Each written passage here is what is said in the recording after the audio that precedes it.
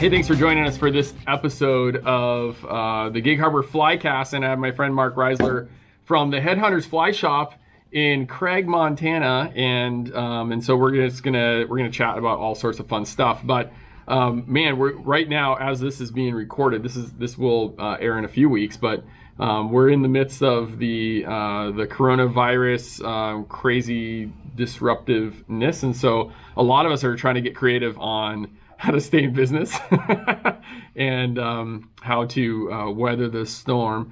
I think part of it is just also helping people just like make some good decisions, because they're saying go outside. And for those of us that have been out steelhead fishing this winter recently on the beaches, like people aren't going fishing, like they're watching Netflix or something. Like they're not leaving the house. Hopefully that'll break. They're in line at Costco or they're or they're at home. But like really, people, go fishing. The president says to go fishing. So more or less words, or at least his advisors said that. Yeah. So, but hey, we're happy to be here, and we have beer, and the beer's cold, and so tastes great. Life is going on, and there's still fish in the water.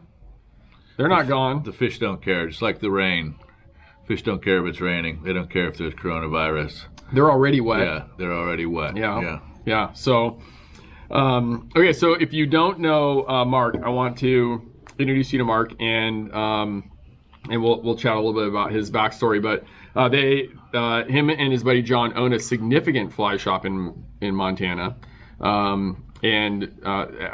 significant because of not the square footage. No, but diminutive for square footage. Yeah. How many square feet is it? 574. 574. Yeah, includes the point of sale area as well. So right. Yeah. So I guess retail dollars per square foot, they might have the highest in the country, but they're a busy shop. It's 25 guides working for you? Yeah, that'd be on a huge day for us. That's what would be a peak day. Yeah, we are, but on average much fewer than that. But so to put it in perspective for those of you in Washington that are our customers, I would say probably with all of the guiding, fly fishing guiding that happens in Puget Sound for the entire year, Mark's shop does that in probably 2 weeks of the busiest time of year in Montana, or maybe 3 weeks. But I don't know what your number is, but in the summer months, it's busy. Those are the days when you could have 25 guys on the water. That seems like that's our mid-July. There's usually a day. A number of years, it's been my sister's birthday, July 13th, seems to be the peak day, and nothing really around. It's just the blip on the chart. Are you on the water that day? Or are you? July 13th. Yeah, I try not to guide weekends anymore. Sure. I am not. I try not to be out on the weekends. That's when, because there's an incredible amount of pressure from non-angling public out on the weekends as well. And no, that's what young guides are for. But they're not. Yeah. They can be out there. No. I try not to guide weekends either. Yeah. So Monday through Friday. It's because I'm at church. Like 3 days. You do have a weekend job. Right. Yeah. So I'm at church praying that you catch a fish. The traffic is, So I think my prayers have been heard, because, man, you've caught quite a few fish, and that's what I pray for on Sundays. I'm like, my God, let Mark catch a fish this week. Yeah. And I have fished on Sunday mornings. Yeah, absolutely. Yeah, it's a good time to go out because the splash and giggle crowd doesn't necessarily get out at the break of dawn. Sure. They come out after church. Right. Yes. Right. Yeah. And Saturdays, running a retail shop here, we're just busy on Saturdays, and even though like Puget Sound doesn't ever get busy really, for anglers. Yeah, well, it definitely gets busy for with boats and just other traffic, especially on like July 4th weekend or July 4th and Memorial Day weekend, stuff like that. But and I really don't like guiding on those days because it's such a zoo out there. But most of the time, 360 days out of the year, you never go, man, there's so much angling pressure. There's just limited places to fish. You know, it's just. It's pretty wide open. A lot of water. Yeah, that's right. Yeah, it is a lot of water. It's a lot of water. Okay, so you're in Montana. Yes. You're not from Montana. No. You're from Mount Vernon. You're from Mount Vernon, Yep. Washington. And see, I think this is why we have a special connection. It's because you're a Washingtonian. I am, yeah. Except that I'm not a Washingtonian. That's right. So I guess maybe that's not Yeah. So how did you end up on the Missouri River, being from Mount Vernon? Like, when did you get into fly fishing, and kind of what was that journey like? Right. Yeah, I got in fly fishing I grew up in the fishing family, and my father was a fly angler. Still is avid steelheader on the Skagit, so we grew up on the Skagit, and that's why he was there, was for that resource. Wow. And he's a dentist, and dentists don't work on Friday, so he was a Friday, Saturday, Sunday angler. Yeah, so you get one day. Sometimes Thursdays, and even probably like half a day on Wednesday. I mean, dentists, we love you. Right, absolutely. But So I wasn't an angler, but I grew up in an angling family. I was an angler, tag-along angler, but I didn't really get the bug until I was 21 and living in Western Washington and working at White Pass, teaching skiing at White Pass. Yeah. And I stayed back for the summer. All my friends moved back home after the ski season, and I said, shoot, I want to move back to the city. Yeah. And so I stayed, and then I went home to my parents and got a Fenwick glass rod, broke that pretty quickly, falling out of a canoe after I'd had a few loggers, and then. Well, canoes are tippy. I fell out of canoes twice in that same summer. Yeah. With the help of some loggers. Yeah. Broke a rod once and lost the rod once. So, just stop getting in canoes. Was the rod broken when you lost it? Because then that wouldn't be as bad. No, that one was a rod I got at the swap meet for like $10 or $11, and I got a Fluger used Medalist, a 1492 Medalist, for $3. So I was in for $14 to that rig. Some things just never change. Yeah, that's right. Well, a new Fluger is $125. I know. You've seen that? I know. Yeah. We tried to stock them for a bit. We tried to as well. It didn't work. No, because we should consult on $3 is the right price. Right. That's what you can worth. still find them. Yeah. Probably for $3. So.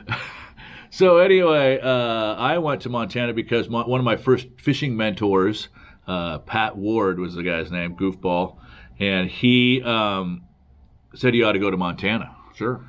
They have great trout fishing there. And was he a steelhead angler? He was did Washingtonian, originally from Michigan, and had a small fly shop there, which I did some work at Gold Creek on the Natchez. Okay. So it was there for, I don't know, a couple years, 2-3 years, that little shop, and called the Little Bug Shop. But he was an avid angler. He was my first guy that I could hung out with that could cast well. Sure. Yeah.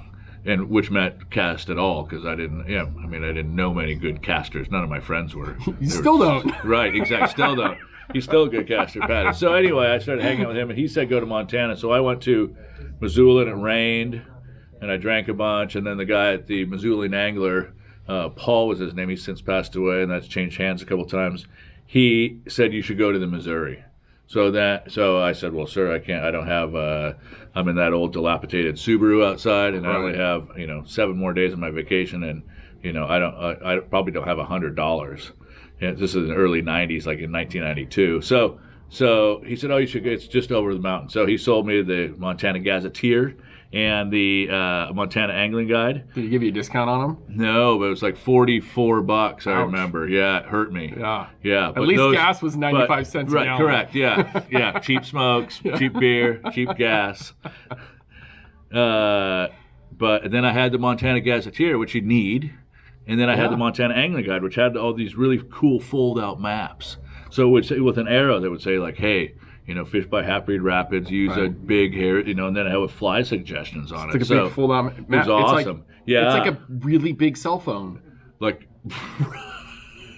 that's correct. Right. Yeah, but the map you can read the map better on the map than the cell phone. Right. Right. So I fished out of that, and then and landed on the Missouri and couldn't catch them. And then, really? Yeah, what time of year was this? I was there. The first time I was there was in May. So after the ski area would close and we'd be at White Pass in Washington, we'd be open like first and second weekend. Sure. So I wouldn't go till after that. And I worked for a private restaurant across the street, going on employment. That wouldn't reopen until like July 4th.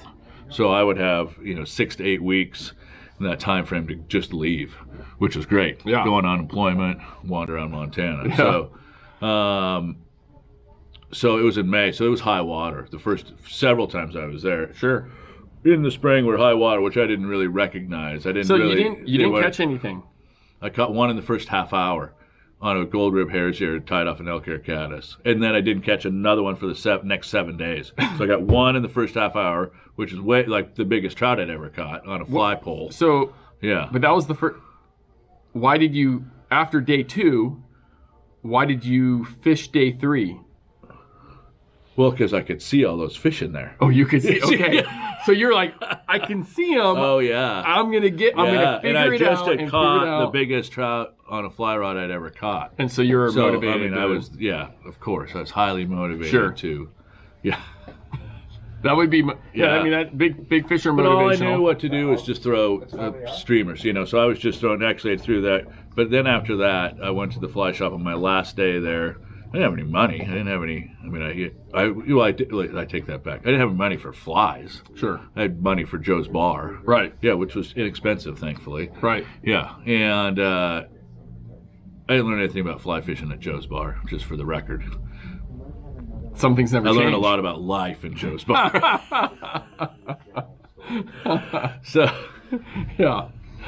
So then, so I was hooked when I left. And Joe's Bar is still there. So for those of you that don't know, Joe's Bar is like the bar in Craig. Yep. And downtown Craig. Yeah. Yeah. Mark has worked really hard to make sure that they are still in business. Yeah. I don't frequent as often. Right. Life's a little bit different. It is a little different. Yeah. So, man, okay. So the Missouri River. I mean, Gary LaFontaine had done a bunch of writing. And, absolutely. I mean, his book had been out for a long time. Had you read like Caddis Flies? Or you read absolutely. Okay, so you had read some of his stuff, but you were just. But I mean, it's high water. It's difficult to get it. I mean, from my experience. I didn't know. Well, and that was pre-nymphing, pre-indicator nymphing. So no one was doing that. I knew. I wasn't befriended by anybody. So. It was pre-Tenkara. You would have crushed him. Pre-Tenkara, because that was you were right on the back. Yeah, I would have. Golly. Do you guys stock Tenkara rods? No, we have chosen not to go there. Our neighbor does, so it is represented in town. Yeah. Yes. Have you ever tried it? No, but okay, there was a time where I couldn't cast as far. Right, that's like so. Tenkara. Yes, I used to Tenkara when I first started fly fishing. Let me explain to you what Tenkara is like, since you haven't done it. Okay. If you take your fly rod, and you strip the line off the rod, and you're prepared to cast, and you leave 12 feet of line out, 15 feet of line out, and then you pinch the line to the cork and leave it there.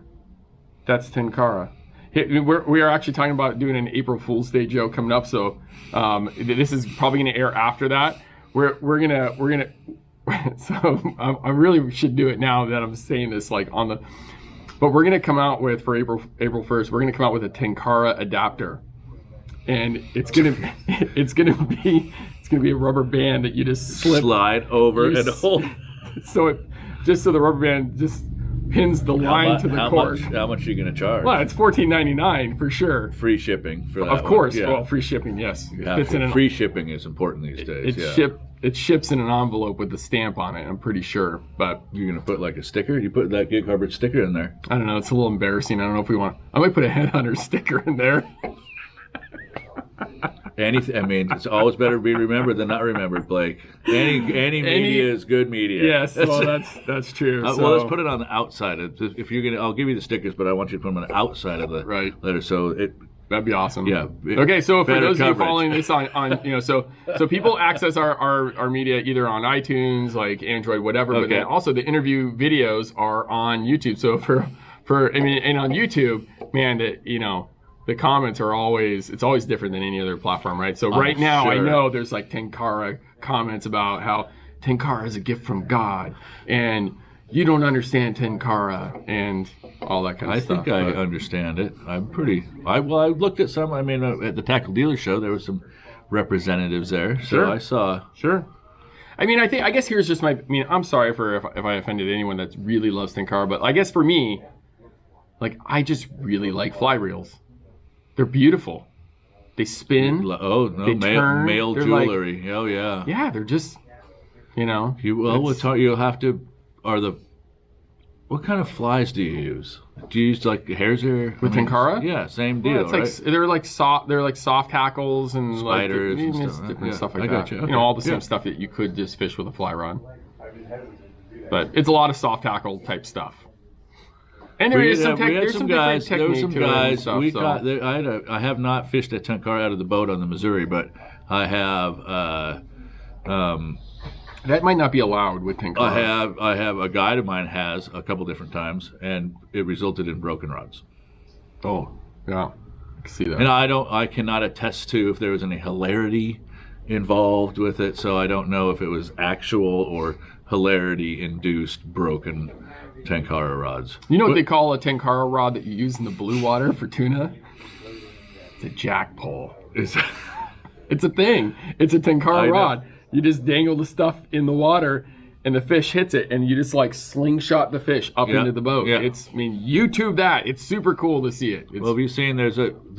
John and the gang did a Tenkara carp called Tenkarpa. Have you seen that? Look that up. That's on YouTube. Yeah, where they're fishing for those big carp and the sloughs and stuff. Yeah. And there's some hilarity involved there. Okay. It's a Tenkarpa. Tenkarpa. Yeah, okay. Very funny. Well, there's some broken Tenkara rods. We've gone a ways off of our background story on you. So it did not include any Tenkarpa. So when did you fall in love with the Missouri River? Because like Mark, you're in wasn't love. that. You It wasn't in your eyes when you talk about about it. You're like Missouri. Wait. Go ahead. How many days have you fished the Missouri? I fished it 3. You know the number. Yeah. But you've been out of town now for a week, so it's just come back to you. 3,942. Yeah. Man. And there's a long backstory how I got to that number. I didn't start counting at 1. I got to a conservative number, and then I've been counting since then. Sure. Yeah. So I forgot a lot of the years at Joe's bar. Well, would you be willing to like maybe scale back your guiding a little bit this summer so that when I'm there in October, I can be there for number 4,000? Oh, you'll be very close to that. Yeah, you'll be pretty close. Because you and I are fishing today. Yes, in October again. Yeah, we are. I don't know if it's a Friday this time, but it has been before. I think it's a Friday. Yeah. Well, I'll just say it's 4,000 regardless. It'll be just for me. Yeah. Aw, thanks. That means so much. Yeah, I appreciate that. So when did you fall in love with the Missouri? Well, probably that first time I could, because I could see all those rising fish. I did not know how to catch them, and so I really think the river at that first time I was there is probably about 8,000 CFS. Look, because you can look back in the charts and stuff. So sure.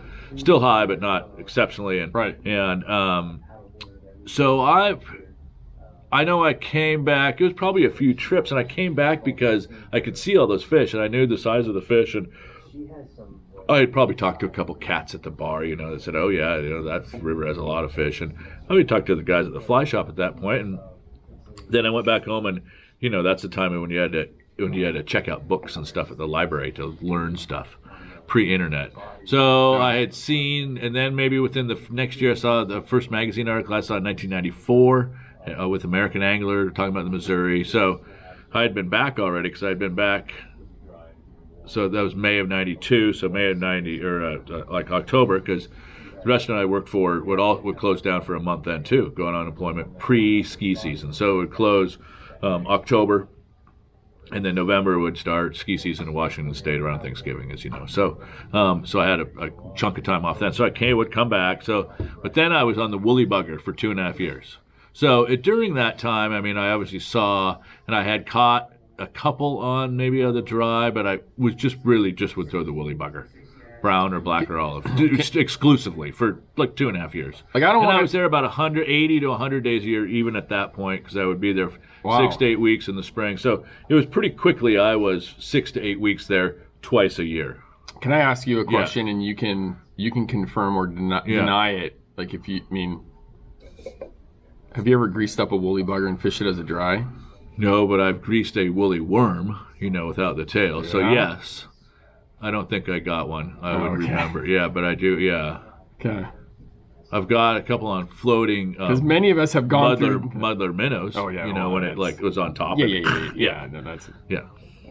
I guess that's different. I remember hearing a story once of a guy.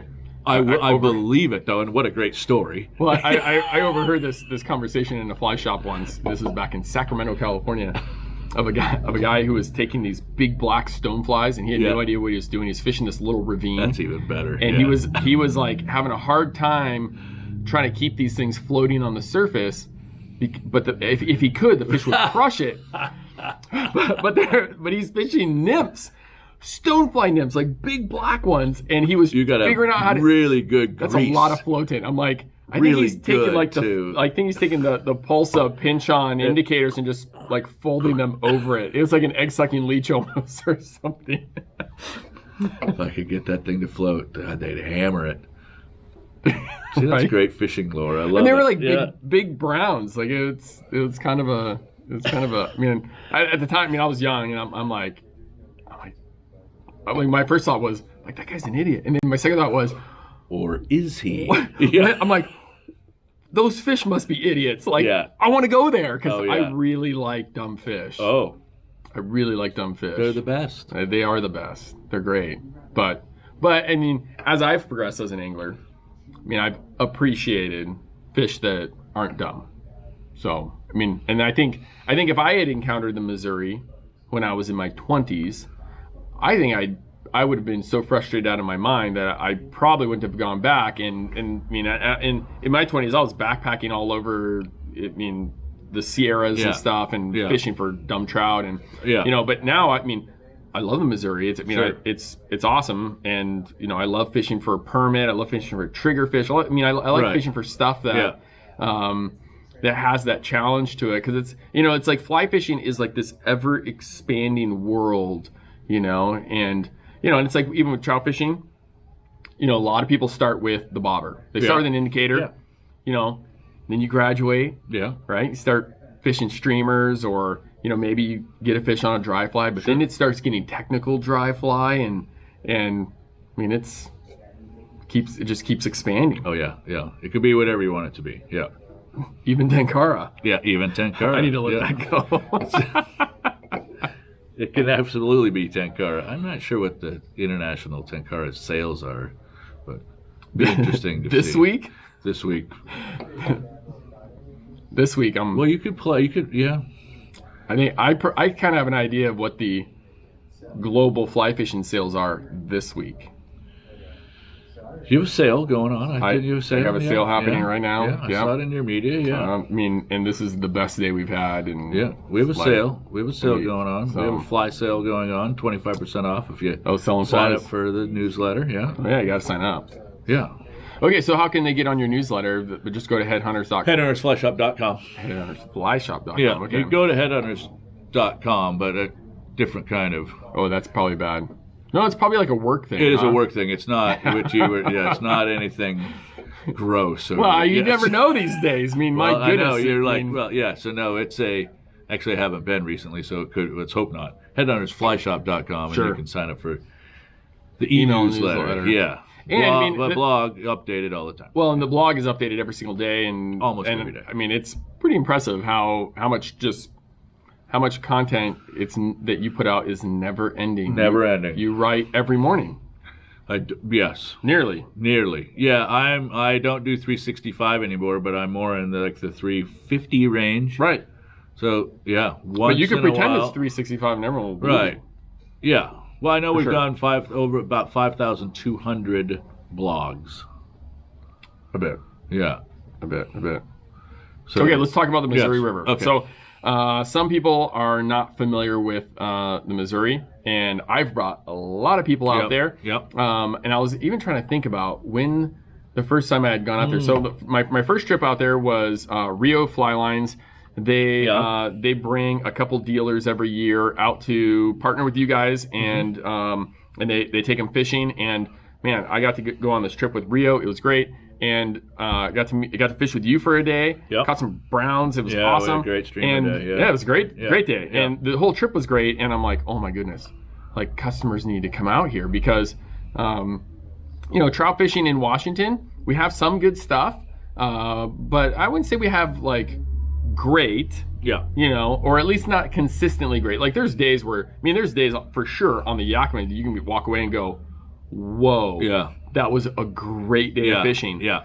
But on the Missouri, it's almost always great to very consistent. We're fortunate it's very consistent. Yeah. And that's not just the dam that creates consistency. No, it's the whole resource. I mean, it's you have constant water temperatures, you have flow regulation that is, that the angler sits at the table that makes some of those decisions. So, well, let's talk about the fish in the river, just so people have an idea of what we're talking about and why we're spending all this time talking about the Missouri River and stuff like that. So, I mean, fish in the river, species, density, size. So rainbows, 3,500 a mile, catchable, 10 inches or better. That's historical average.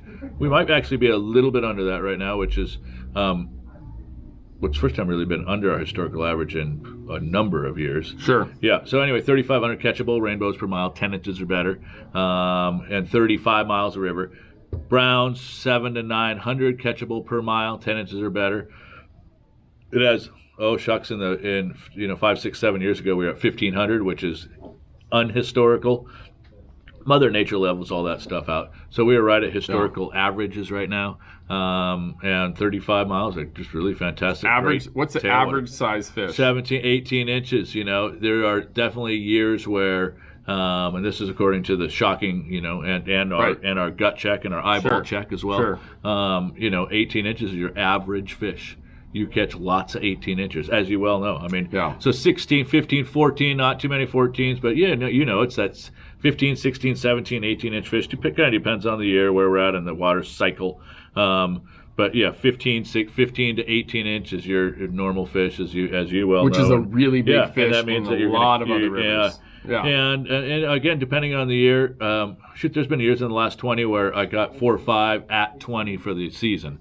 You can have days where you get 4 or 5 at 20. So, but there have been years, where 4 or 5 at an actual 20-incher fish. I mean, that's a landmark year, where that'd be a benchmark, a big one, those drought years. But, we've had really great average water and better than average water for the last, since 2008. So 8, 9, 10, 11 high water years, and then few right below average, and then a couple average, and then a couple above since then as well. So really good, strong, healthy, consistent resource. The first year I ever went out there, and the streamer fishing was good. So we hooked a bunch of streamers. That was a good streamer year. It was a good.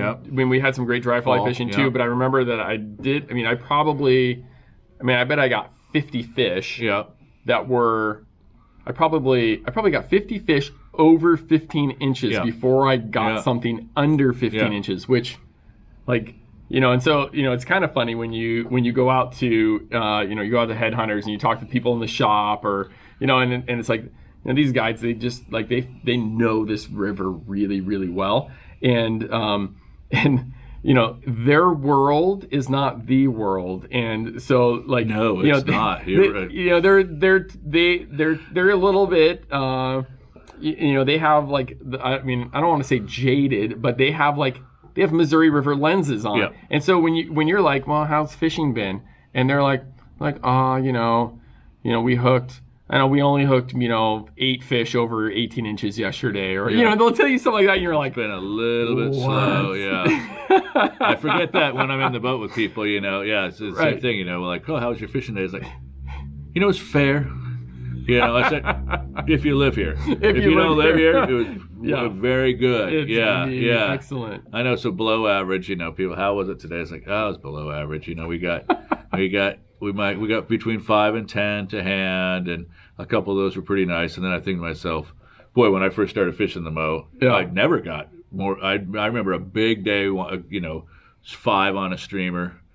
Yeah, real excited. A big night at Joe's after I got 5. Yeah, but they were big. They were big, of course. Yeah. So I remember, even today when, I've gone out and got skunked very recently, and 5 great fish.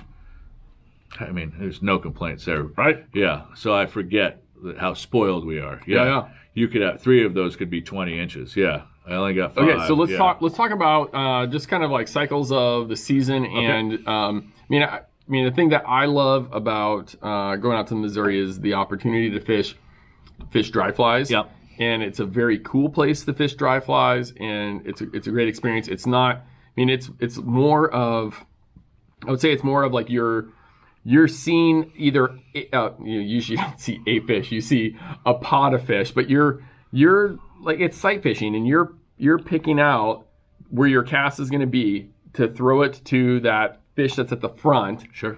And instead of like just blind casting, and still even just blind casting a dry fly and getting a fish to eat it on, some other river is great. But I mean, that's one of the things I love about the Missouri is like, there they are. You set up and you set up in place. You either are anchored or you hop out and you're waiting and you're fishing to that fish. And that's a really cool experience. But most of my fishing on the Missouri has been in the fall. I have been in late May one year. Yeah, right. Yeah, late May, early June. Which was great fishing, mostly subsurface. But we did have a little more water than I remember when you and the wife were out. Yeah. There was some caddis coming off. We didn't get any fish up top. Right. But I mean, kind of walk us through like I mean, if you're like a dry fly enthusiast, like what does that season look like? Yeah, I mean, if you're a dry fly, I mean, we have almost every month we have dry fly opportunities. So really kind of March through, we have midge right now, blueing olives in April, more midge, even better midge. Bluings in late April, and then that bluings go through May and into June sometimes mid-May. In May, we have some March browns, 5 to 7 days of March browns. There's some squalla, like 12 squallas. I mean, you can throw a big fluffy fly, and you can roll a couple fish in a day, but I mean, you might only see 12. You're not saying a size 12 squalla. No, you're like 12. There's 12 of them. Yeah. 12 billion, 12 gazillion trichos, 12 squallas. Sure. So... But we want to throw something big and chunky, once in a while. We never get to. So June, PMDs, very late May or early June. PMDs for 2 to 3 months. And then caddis, the green one and the brown one and the tan one. And then trichos on July 4th. And then terrestrial. So now we've got ants and grasshoppers. Not a great ant and grasshopper river. Great ant river, not a great grasshopper river, but they'll eat it. Then trichos in August. PMDs are waning. Trichos in August, hoppers, terrestrials, ants. Caddis, pretty good. And then September, not a great dry fly month. Pseudocloyons, little tiny betas. They're not a betas anymore. It's a pseudo something. And then bluing olives in October and October caddis. Oh, and then in the midsummer, there are calabetas in that August and September in those slack, pondy sections. Yeah. So that's kind of the cycle. But the peak dry fly thing is really, June and July. August can be very difficult dry fly fishing. The fish have been fished over. They're finicky. They're upset. It's hot. The sun is high. There's not a lot of people around. I mean, there's not. Fishing can get a little bit weedy in that time of year.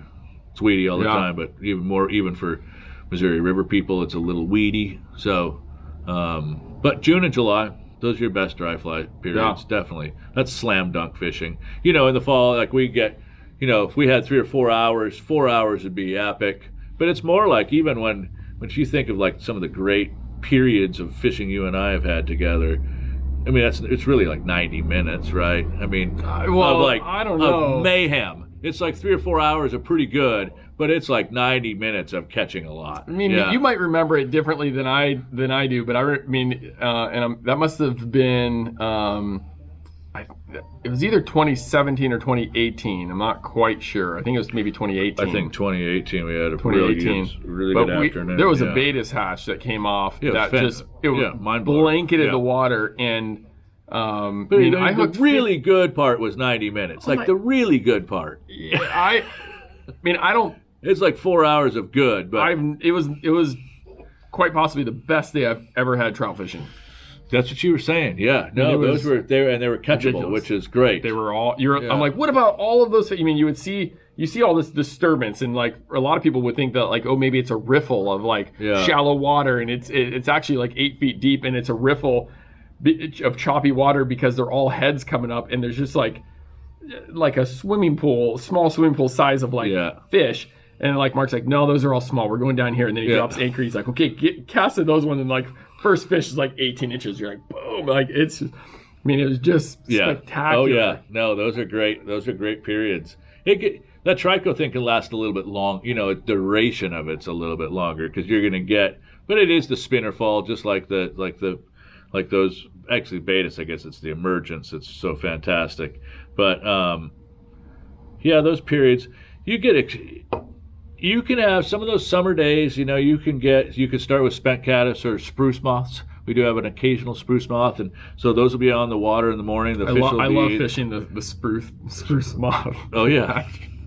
No, you're being serious. I'm being serious. Yeah. At this point, you can start making things up. Yeah. Oh yeah. No. Yeah. So there really is a spruce moth, and I mean it's just like everywhere else. It's sporadic, and that's a terrestrial insect. I mean that's woodborne. I think comes out of the trees, and just like ants and stuff do. So the spruce can be on the water in the morning, and then any variation of just dead decomposing bugs, caddis and calabatus and tricos that are dead stuff that's come out of an eddy, and smudge, LaFontaine buzzball, my favorite fly. That's what that looks like, smudgy stuff, and then trico emergence, trico spinner fall, and then you might get a PMD spinner fall, after that, and then caddis flitting around in the afternoon, and then caddis in the evening.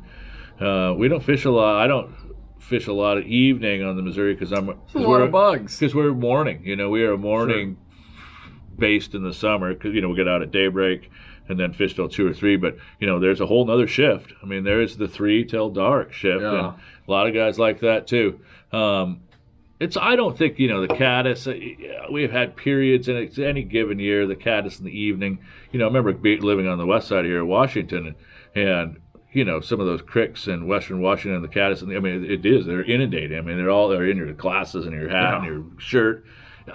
We can have that, but it's not every year. So that morning session with that mayfly, I think, is more fascinating to me anymore. I came from a caddis world living on the west side here, but I have been converted into a mayfly lover. I love caddis, but who doesn't love a caddis? Everybody loves the caddis. Well, I feel like anglers. I feel like a lot of anglers, they understand mayflies more and prefer fishing mayfly hatches, and I don't know, but I feel like for me, I do a lot better with caddis, but partly if I was going to go casting around somewhere, I'd tie on a caddis, not a. But you would tie on Adams too. I mean, totally. But I've spent some time, like even more recently, like I've spent some time studying like LaFontaine's book, Caddis Flies. Oh yeah, great. And like if you don't know about caddis, like that book will school you. Like it's it does make the world go round. Caddis are generally in most resources are way more important than the lowly mayfly. Okay, so this is enough that we've had for this episode as far as time-wise, but we're gonna do another one right now. But some people are commuting and they just showed up to work and they're like, man, I wish they had another one. Well, we do. We're gonna have it next week. So thanks for joining us today on this episode of the Gig Harbor Flycast. Make sure that you subscribe. You can check it out on YouTube to see the video as well. But join us next week and we'll be back because I have a couple other burning questions to ask Mark. It's gonna get really good. It wasn't on my notes, my pre-notes either, so this will be new for me too.